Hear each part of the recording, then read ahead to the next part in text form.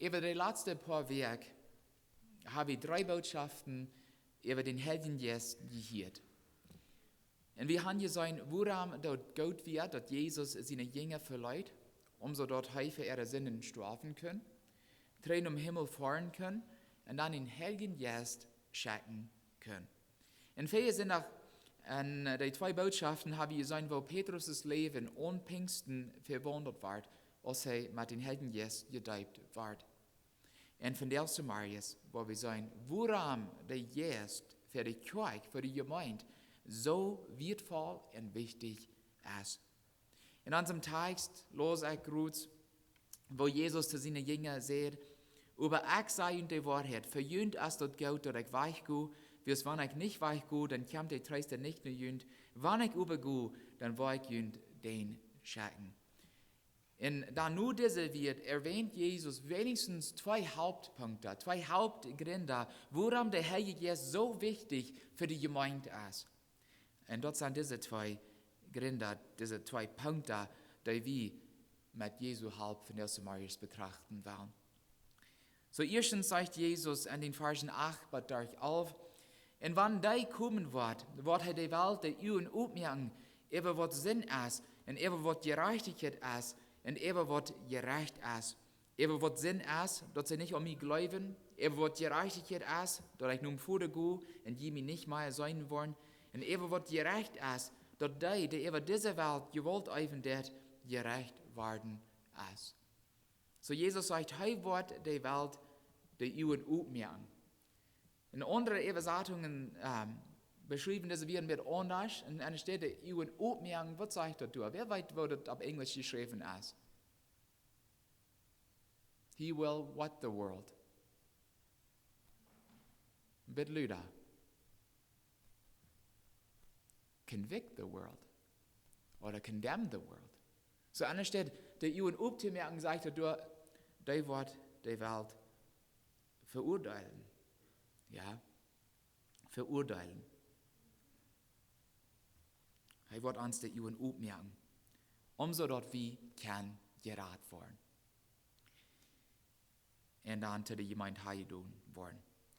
Apostelgeschichte 2, Vers 47 sagt, und der Herr brach alle Tag Sonne an die Gemeinde an, die durchseilig werden. Wer der dort? Der Herr, durch den Heiligen Geist. Ja. Aber wo der? Weil erstens verurteilt der Geist der Welt ihre Sünden. Nicht? So ging mir dort, was sagt noch an der Welt wir.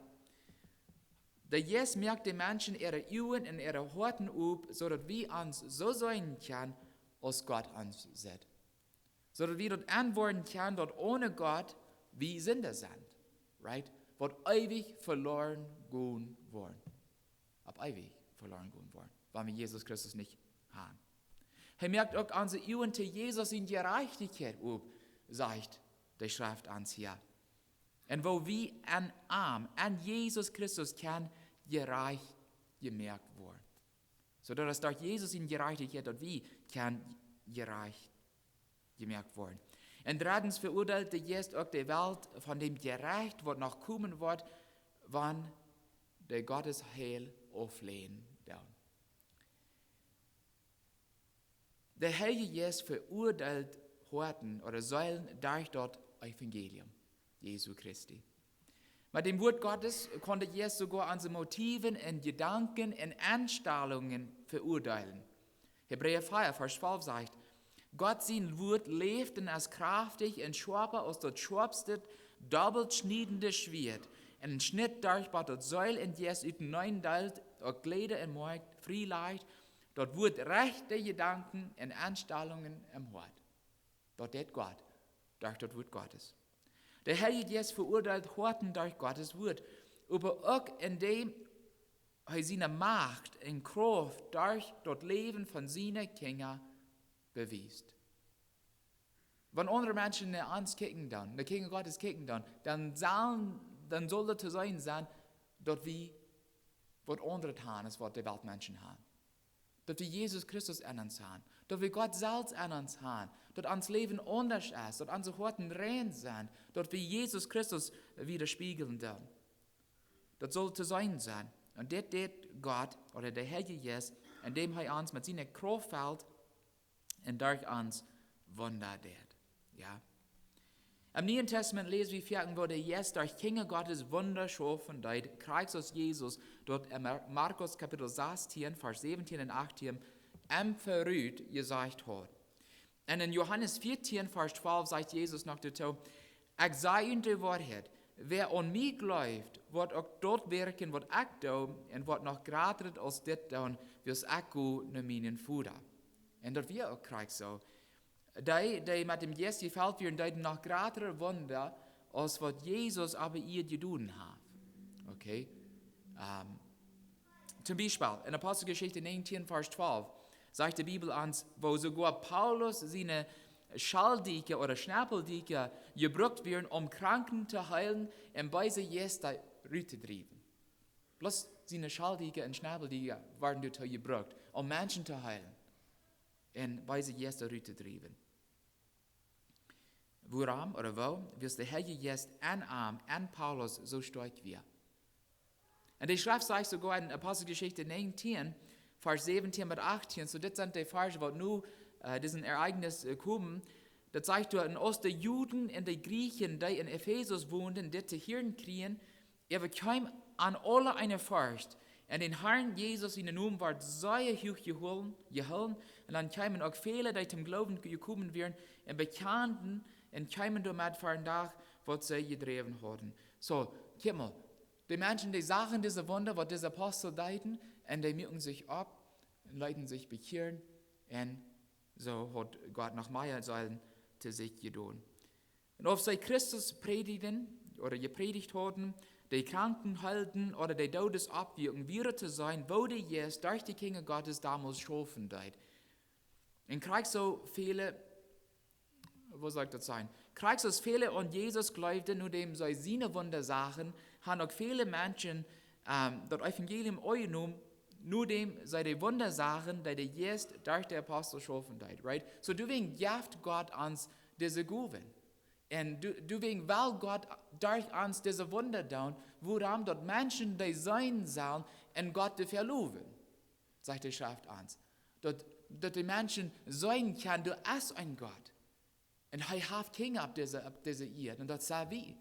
Wir können Kinder Gottes worden, indem wir Jesus Christus annehmen, indem wir unsere Sünden zu Gott bekehren, right? Und ans Gottes Hand geben. So, Gott verurteilt Horten durch sein Wort und auch durch seine Kinder. Das meint nicht, dass wir als Christen Menschen verurteilen müssen. Menschen sagen immer, du bist verflucht, so du lebst als ein Schorn. No. Wir leben dort aus, was wir selbst erfahren haben. Und dadurch verurteilt Gott Horten. Dort ist Gott. Gott macht zu den Menschen ihre Horten reden. Gott verurteilt und nicht wie. Er tut dort durch sein Wort und durch die Wunder, die er durch uns tut. Dort ist wichtig zu erkennen, dass es nicht bloß die Lehrer an der Gemeinde wären, die mit dem Heiligen Geist gefällt werden. Jeder Christ soll den Geist kriegen, um die Arbeit zu tun, wozu die von Gott berufen werden. Und das ist ganz besonders in Apostelgeschichte Kapitel 6 zu sein, liebe Geschwister. Die Apostel warten an, in Apostelgeschichte 6, dort war die griechische Juden unzufrieden über die hebräische Viren, wie es ihre Wert frühest bei der täglichen Teilung über sein Warten wären. Okay? Das ist, was die Schrift ansagt. Und dann raubten die 12 Apostel die Jünger alle taub und sagten, dass es nicht reicht, dass wir Luten dort Wort zu predigen, um an die Daschen zu dienen. Duram, Brüder, sieg man 7 aufrechte Männer, die voll Jeist und Weisheit sind, die wir verantwortlich machen können, diesen Dienst zu tun. So der Abruf schien einfach genug zu sein, right? Aber die Apostel wollen sicher merken, dass die Männer nicht bloß körperlich für die Arbeit fähig wären, sondern dass sie auch Jeist gefällt wären. Also sind das nicht bloß die Lehrer an der Kjoakj, die den Heiligen Geist brauchen, auch die Deiner. Wir alle sollen deinen, nicht? Kriegst du, dass Jesus Christus gedient hat. Und dazu müssen wir mit dem Geist gefällt worden. Obwohl fähige Arbeiter für das Werk wertvoll sind, ist es noch viel wichtiger, dass sie mit dem Geist gefällt sind. Paulus ist ein sehr gutes Beispiel von einer, der sehr fähig wird, einer, der sehr begabt wird und hoch utiliert wird, über der sich ab Gottes Kraft verleiht. Paulus hat verschiedene Vorteile am Leben, der im Halten das Evangelium der Juden, der Römer und auch der Griechen zu bringen. Zum Beispiel sagt er selbst in Apostelgeschichte 22, Vers 3, er sagt, du sie ein Jud, in Tarsus in Cilicien geboren, aber an dieser Stadt bei Gamaliel an der Lehre abgewassen und die Nähe vom vaterlichen Gesetz belehrt worden. So, er hat für seine Zeit eine sehr gute Ausbildung gehabt, sehr viel Schule gehabt. Er hat einen von den ganz besten jüdischen Lehrern gehabt, was er damals gab. Und er wohnt in einer Stadt, wo Tarsus heute in Cilicien, in Bibelforscher sein und erklären, wo dort ein große Hauptstadt war. Und deswegen, wir haben bekannt mit all diesen verschiedenen Dingen an der Gesellschaft, haben wir sehr klug, haben wir sehr ausgelehrt, und über, hat gesagt, und eingesagt, dass es Gott wird, der dadurch am Schaffen hat. Und bloß wenn es Gott ist, der dadurch am Schaffen hat, kann Gott Wunder tun, kann Gott Menschen in den Arm tragen, kann Gott sein Evangelium verbreiten, so es das will. Und obwohl Paulus' Fähigkeiten und Ausbildung am Halten hat, das Evangelium zu verbreiten, kein seinen Eifer oder sein Ziel, wird eine auf Englisch sein, für Gottes Gemeinde von seiner Bekehrungserfahrung. Okay? Und seine Kraft und Leitung kommen von dem Heiligen Geist. Paulus' Bekehrung wie ein wahrhaftiger Wendepunkt in seinem Leben. Wenn ich von einem Wendepunkt reden darf, kann ich das verstehen? Das ist ein Punkt in unserem Leben, wo wir was ansehen werden, wo wir was erfahren haben, wo das dann klar zu sein ist, von du wieder als ans Leben anders. Wir erfahren wird. Und wir müssen in unserem Leben zu so einem Wendepunkt kommen, right? Und ich glaube, wir haben, wenn wir Kinder Gottes sind, von der Samarias, dann haben wir das erfahren. Du hast ein Wendepunkt in unserem Leben gewesen, als wir Jesus Christus begegnen deuten, als heute uns direkt geredet haben und uns gewiesen haben, wo uns Leben vorher wir, wo neidig wir am haben und wo wir unsere Sünden angebracht haben und seine Kinder gemerkt worden sind. Das soll ein Wendepunkt in unserem Leben sein. Das meint, von du wieder sei wie andere Menschen, von du wieder sei wie nie Menschen. Von du wieder lädt Gott uns. Von du wieder du wie dort, was Gott von uns verlangt. Und so wie dort für Paulus in seinem Leben wie ein sehr großer Wendepunkt, und dort wir aus sich zu Gott bekehren deit. Und von du wieder wie Amorite zeugen, wo Jesus am erschienen wird und wo Jesus sein Leben verändert hat. Er gab sich ganz dem Herrn in seinem Werk an, ganz. Und so kam der Heilige Geist an sein Leben dann und hat ihm für wunderbare Dinge gebracht. Das ich all seht, der hat sogar seine Schalldicke oder seine Schnappeldicke gebracht, um Menschen zu heilen. Und was mich wirklich beeindruckend ist, wo Paulus immer bereit war, Gott alle Ehre geben für die Arbeit, die Gott durch ihn getan hat. Zum Beispiel sagt er in 1. Korinther 15, Vers 10, in 1. Korinther 15, Vers 10, er sagt, aber durch Gott seine Gnade sieh ich, was ich sehe. Und seine Gnade an mich ist nicht vergebens gewesen. Nee, ich habe viel mehr gearbeitet als die anderen alle, aber das wird nicht ich. Gott seine Gnade wie an mich. Das hat Gott getan. Das wird am ganz klar. Ja. So, wir brauchen den Heiligen Geist. Das ist der Heilige Geist, der die Menschen heute redet, right? Die Menschen verurteilen wird, durch sein Wort und auch durch seine Kinder, sodass er sollen zu seiner Gemeinde handeln kann. Der zweite Punkt, der in unserem Text erwähnt wird, woran die Gemeinde so sehr vom Heiligen Geist abhängig ist dort der Geist der Gemeinde in alle Wahrheit lehren will. Jesus sagt, aber wenn der Geist der Wahrheit erst kommen wird, der wird die volle Wahrheit lehren. Die hochdeutsche Übersetzung oder die Luther Übersetzung sagt ein bisschen anders, das sagt, wenn aber jener der Geist der Wahrheit kommen wird, wird er euch in alle Wahrheit leiten. So die plattdeutsche Bibel sagt lehren, die hochdeutsche Bibel sagt leiten. So der Jesus will uns helfen, in unserem Verständnis von Gottes Wort zu wachsen. Das ist, was er meint. Und er will uns auch als Gemeinde lehren und wiesen, wo wir seinen Missionsbefehl nach Bete ausführen können. Was ist Jesus sein Missionsbefehl? Was meint dort?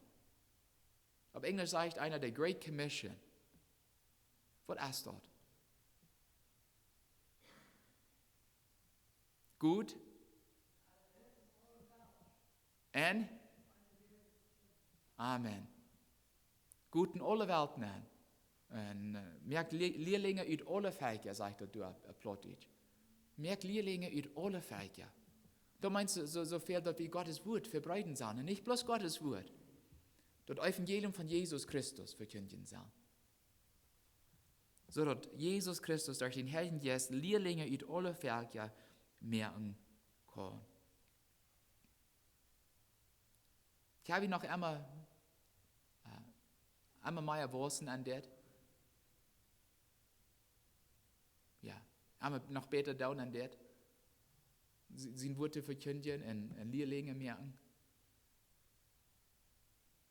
Wenn das die so geht, als mir das manchmal geht, dann würden wir alle ja sein. Ich weiß, ich kann noch gründlich hieran zu wachsen. Ich würde noch viel mehr tun können. Und mein Gebet ist, dass Gott mir dabei helfen würde, dass ich diesen Missionsbefehl noch besser ausführen kann, als ich finde, er das tut. Und Gott will uns dabei helfen, dass wir das noch besser ausführen können in der Zukunft. Aber damit er uns in alle Wahrheit lehren kann, müssen wir empfindliche Horten verarmt haben.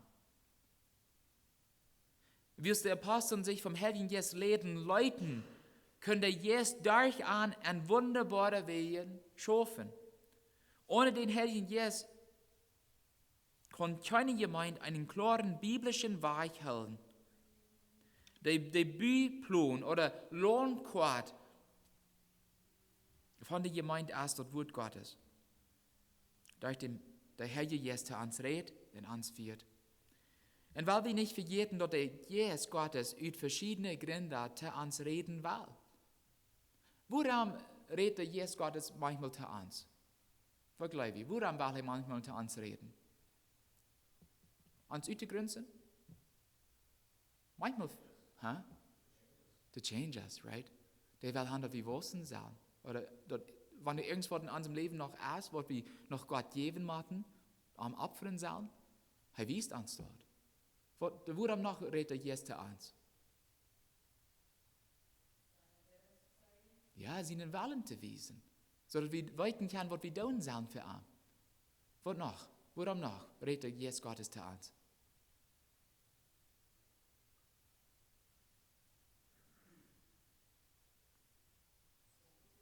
Zu ermutigen. Ermutigen, nicht?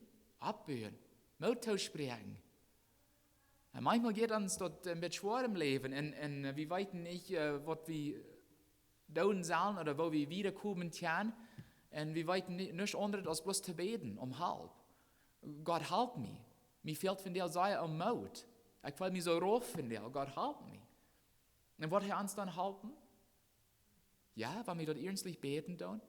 Er gibt uns alle Tage neue Kraft, sagt die Bibel uns. Er will uns helfen. Er will uns wissen, was wir gut tun für ihn, right? Das wir es Eltern, wir können manchmal auch davon lernen. Das soll leicht an sie Kinder schämen oder schimpfen, wenn sie was artig tun, nicht? Wofür ein Lu wie die Kinder, wenn sie was Gutes tun? Das ist auch wichtig. Und Gott will das auch uns wiesen. Wenn wir was Gutes tun für ihn, das sagt er uns, das wiest er uns. So dass wir noch mehr Mut finden, wieder Hans Gutes zu tun. Right? So, das sind verschiedenste Gründe, woran der Herr jetzt zu uns reden will, aber wenn wir unsere Ohren zugestoppt haben. Wo kann Gott durch seinen Geist an uns reden? Die, die Stephanus anbrachten, die Männer, die Juden, die Stephanus gesteinigt wurden, was deuten sie, als Stephanus da anpredigen? Was sagt die Bibel? Die stopften ihre Ohren zu. Right? So dass sie ihn nicht hören würden. Vielleicht so dass sie den Herrn Geist nicht hören würden. Und dann deuten sie dort, was ihren Fleisch will. Und müssen am Tod, wenn Gott darfste von uns zu ihren harten Reden deit und verurteilen deit. Da stopfen ihre Uhren tau und müssen am Tod. Wenn wir unsere Aufmerksamkeit waren auf Paulus richten, dann lesen wir eine Schrift, wo Paulus sich von dem Jeist Gottes leiten leitet. Zum Beispiel, da wären gewisse Dinge, wo Paulus unbedingt noch für Gott tun will in seinem Leben. Er erwähnt, wo er in Asien noch predigen will, wo er in Rom noch predigen will und wo er noch in Spanien predigen will für Jesus Christus. Aber der Herr Jesus hat am Vierten so gelehrt, dass er geduldig sein muss, um seine Wünsche zu erfüllen. In einem Fall, wie er auf dem Weg mit Timotheus in Asien, aber der Jesus Gottes hat am anderswo gelehrt. Und dann in der Apostelgeschichte 16 von Vers 7, oder von Vers 6 und 7, so sagt die Schrift ans, durch Lukas, Apostelgeschichte 16 von Vers 6 und 7. Sie reisten dann durch Phrygien in Galatien, wie es der Heilja Jeist dort nicht tauleid, dort wird in Asien zu predigen. Und als sie Bad Mysien kamen, versuchten sie durch Bithynien zu reisen, aber Jesus in Jeist leid dort nicht tau. Zweimal lesen wir dort, dass der Heilja Jeist an nicht wird tau leid. Und das ist okay. Wenn Gott hat was Besseres im Plan für uns. Paulus wird empfindlich und gehorsam, obwohl der Jeist am Leben will. Und deswegen hat er eine Gemeinde in Philippi, Mazedonien, anfangen, wo wer hat Gottes Wort angenommen? In Philippi. Wer wird der Erste, der sich zu Gott bekehren da? Der Mannsmensch oder der Frühmensch? Lydia. Ja. Du so hat Lydia Jesus Christus angenommen. Du so ist seit dem Glauben gekommen. Und als Christen müssen wir dieselbe Empfindlichkeit haben, umso dass der Erste ans reden kann, ans leben kann und ans wo nicht nötig am leben kann. Und durchbringen, wo er ans handeln will. Und nicht bloß, wo wir wollen sein. Right? Manchmal will wir krieg durch sein, wo uns dort möglich ist. Wo uns dort leicht geht. Wo uns dort gut geht. Und manchmal sagt Jesus dann zu uns durch seinen Jesus, weißt du was?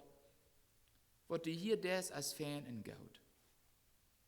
Aber ich habe was anderes am Sein. Und wenn wir empfindliche Horten haben, und sagen, ja, Herr, wie geht das hier schein, wie ist das hier möglich, wie geht das hier gut. Aber wenn du was anderes am Sein hast für mich, dort will ich tun. Wenn du mir lehren das, dann will ich einmal in deinen Wallen sein. In Offenbarung fingen wir ein sehr klares und gutes Beispiel, woran es wichtig ist, dass die Gemeinde dem Jesus zuhört. In Offenbarung 2, Kapitel 2 und auch Kapitel 3, gibt Jesus dem Apostel Johannes ein Bericht über wo die 7 Kjoakj von Kleinasien vor Gott standen. Und er befiehlt Johannes, diese wir durchzuschreiben, so dass er Luther diese Bericht die Kjoakj bringen können und die sein können, wo sie vor Gott standen, auf ihren jährlichen Weg zu halten. Und von diesen 7 Kjoakj hat Jesus 5 von der erst gelobt, er die Dinge erwähnen, wo sie sich verbessern mussten. Über 2 Kjoakj hat er nichts zu klären, right? Aber über 5 hat er was zu sein, was negativ wird. Und dort wies uns, dass Gott nicht bloß auf unsere Fehler guckt, right? Er sieht auch die guten Dinge, die wir für ihn tun, right? Er hat erst einmal die guten Dinge erwähnt, was diese Kjoakj getan haben, und dann hat er noch irgendwas dazu noch gesagt, wo sie sich verbessern müssten. Und jedes Mal hat Jesus in der Rede mit derselben Wort geschlossen, wer Ohren hat, dem lut hören, was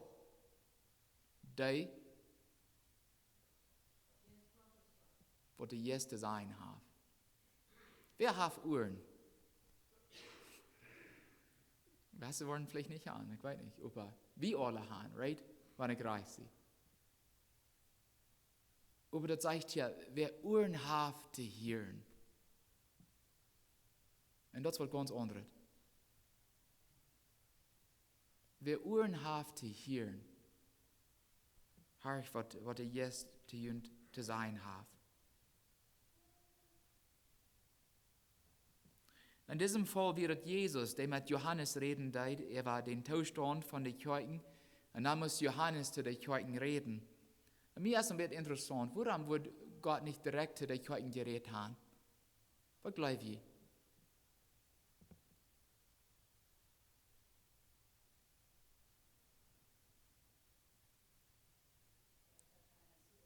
That's right. Ich glaube, wir hören all.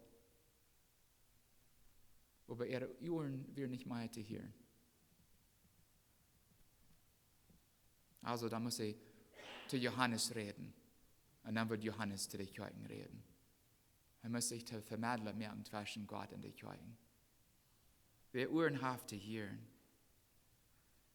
sagt Jesus ja.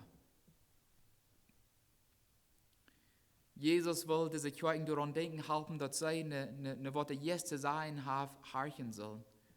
Weil wir uns auf Gottes Stimme harchen, liebe Geschwister, dort jaft andere Stimmen, die proben, dann unsere Aufmerksamkeit von der und Tag aufzulegen. Dort jaft andere Stimmen als bloß Gottes Stimme, die zu uns reden will. Was sind diese andere Stimmen? Was sind was Beispiele? Was die Kjoakj reden will?